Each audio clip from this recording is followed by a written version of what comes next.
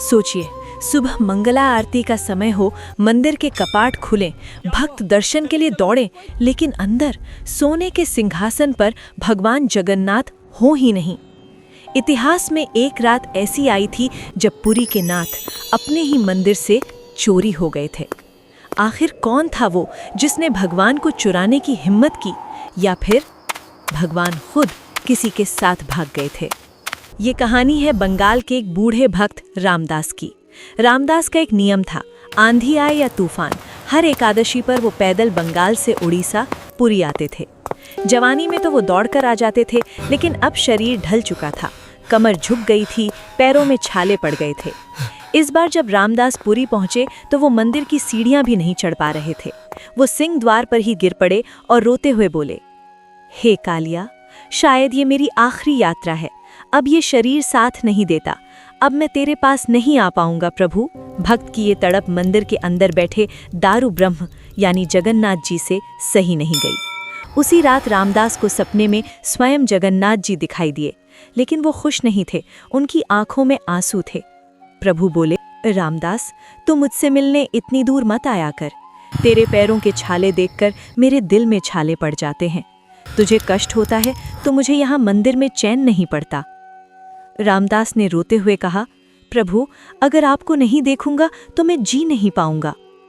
तब जगन्नाथ जी ने मुस्कुराते हुए एक अजीब प्रस्ताव रखा। उन्होंने कहा, ठीक है, अगर तू मेरे पास नहीं आ सकता तो मैं तेरे पास आऊंगा। अगली एकादशी पर जब तू पुरी आए तो एक बैलगाड़ी लेकर आना। मैं अपना मंदिर छोड़कर हमेशा के लिए तेरे साथ तेरे घर चलूंगा।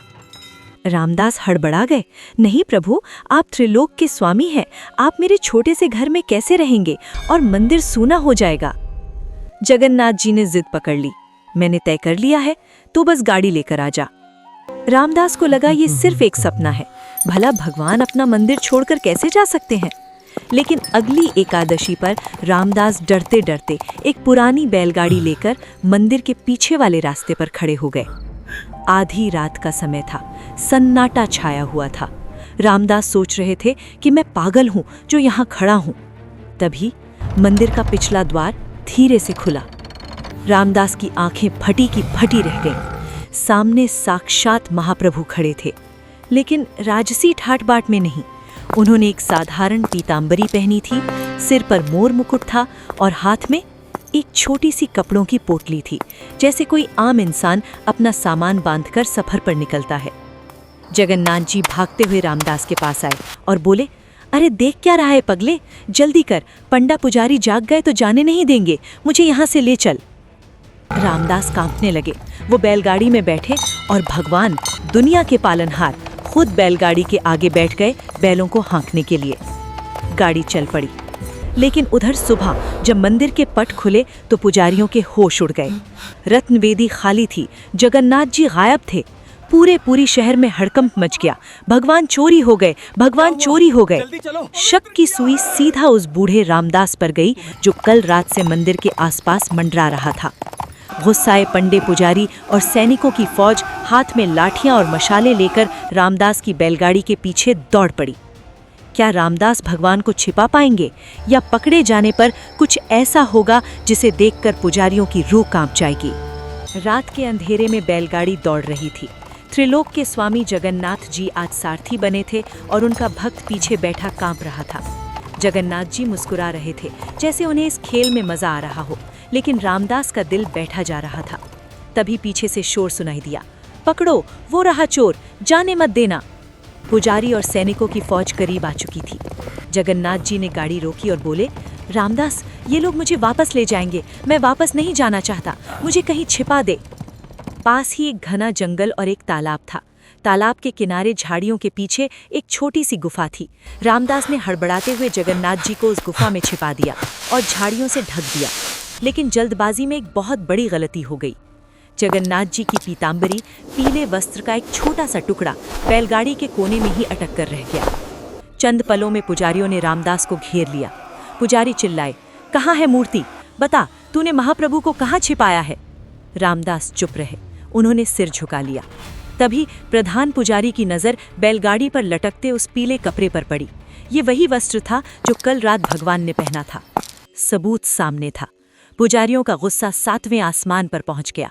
उन्हें लगा इस बूढ़े ने लालच में आकर भगवान को चुराया है। बिना कुछ पूछे उन्होंने लाठियां बरसानी शुरू कर दी। 1 लाठी, 2 लाठी, बूढ़े रामदास जमीन पर गिर पड़े।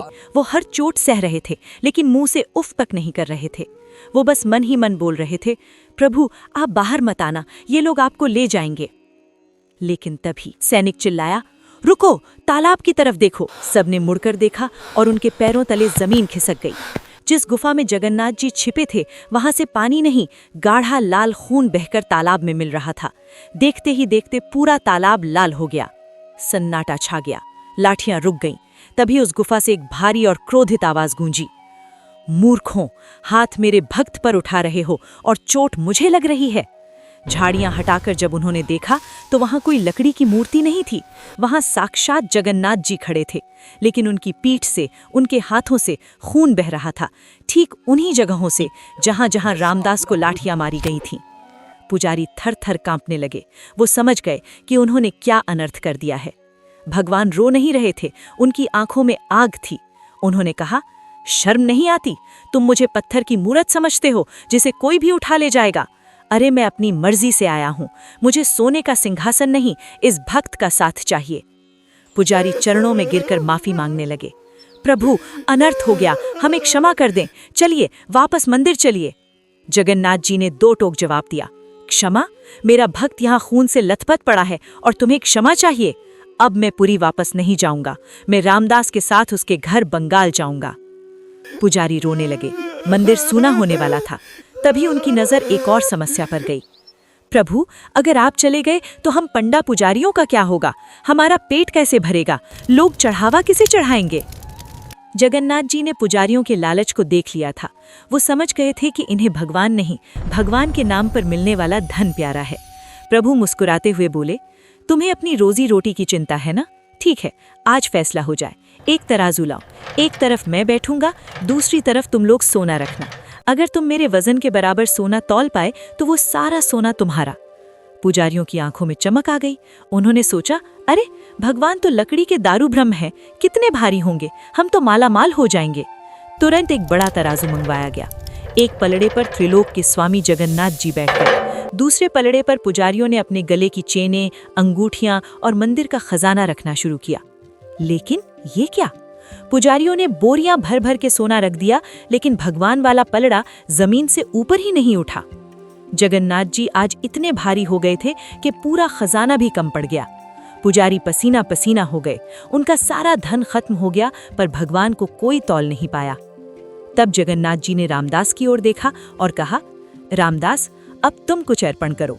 मुझे पता है तुम्हारे पास धन नहीं है, लेकिन तुम्हारी पत्नी की नाक में वो एक छोटी सी सोने की कील यानी नोजपिन है ना, वो ले आओ और उसके साथ बस एक तुलसी का पत्ता रख दो।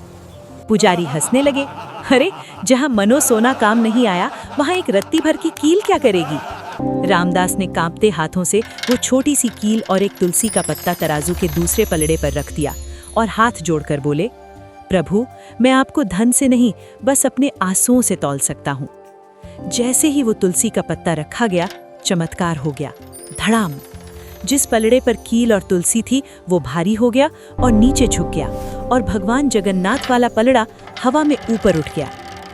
जगन्नाथ जी ने पुजारियों से कहा, देख लिया, तुम्हारे मनो सोने में वो वजन नहीं था जो इस भक्त के एक तुलसी के पत्ते में है, क्योंकि इसमें प्रेम है और उसमें अहंकार। फिर जगन्नाथ जी बोले, जाओ ले लो अपनी रोजी रोटी, लेकिन याद रखना, तुम मंदिर में मूर्ति को बांध सकते हो, पर भगवान उसी का होता है जो उसे प्रेम की डोर से बांध ले। पुजारियों के पास अब कहने को कुछ नहीं था। उनका लालच हार चुका था।